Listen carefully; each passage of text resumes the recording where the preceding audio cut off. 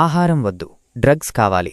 మేరఠ్ హత్య కేసులో మరో కోణం. ఉత్తరప్రదేశ్లోని మేరట్లో వెలుగుచూసిన సౌరభ్ రాజ్పుత్ దారుణ హత్య కేసులో తాజాగా మాదకద్రవ్యాల కోణం బయటపడింది. సౌరభ్ను హతమార్చిన అతడి భార్య ముస్కాన్, ఆమె ప్రియుడు సాహిల్ శుక్లా మాదకద్రవ్యాలకు బానిసలని మేరఠ్ జైలు సూపరింటెండెంట్ వీరేష్ రాజ్ శర్మ వెల్లడించారు. జైలులో ఉన్న వీరిద్దరూ అన్నపానీయాలు తీసుకోకుండా గంజాయి, డ్రగ్ ఇంజెక్షన్లు కావాలని కోరుతున్నట్లు తెలిపారు. సరిగా నిద్ర కూడా పోవడం లేదన్నారు. మార్చి 19న వీరిని అరెస్టు చేయగా అప్పటినుంచి డ్రగ్స్ లేక విచిత్రంగా ప్రవర్తిస్తున్నారని చెప్పారు.